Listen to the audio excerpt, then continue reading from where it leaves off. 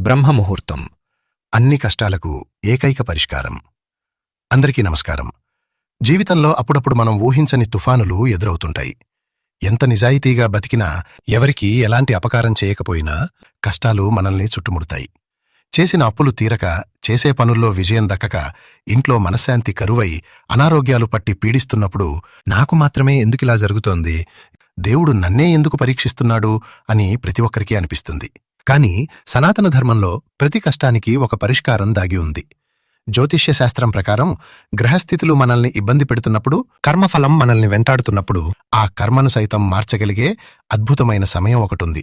అదే బ్రహ్మముహూర్తం.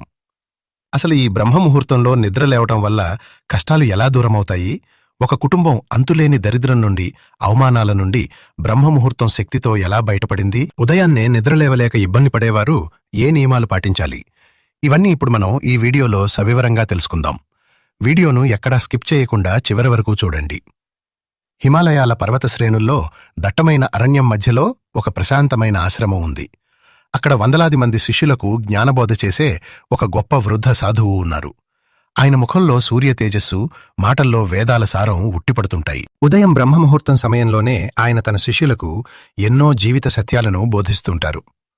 ఒకరోజు ఆశ్రమంలో ఉదయం పూట ప్రార్థనలు పూర్తయిన తర్వాత రామకృష్ణ అనే ఒక శిష్యుడు లేచి గురువుగారికి నమస్కరించాడు. గురుదేవా, బ్రహ్మముహూర్తంలో నిద్రలేవాలని, ఆ సమయంలో దైవ ప్రార్థన చేయాలని మీలాంటి మహానుభావులు చెబుతుంటారు. కాని ప్రాపంచిక జీవితంలో ఎన్నో కష్టాలు, అప్పులు, అనారోగ్యాలతో సతమతమయ్యే సాధారణ గృహస్థులకు ఈ బ్రహ్మముహూర్తం నిజంగా ఎలా సహాయపడుతుంది? కేవలం ఉదయాన్నే లేచినంత మాత్రాన వారి కష్టాలు ఎలా తీరుతాయి? దయచేసి మాకు వివరించండి అని ప్రార్థించాడు.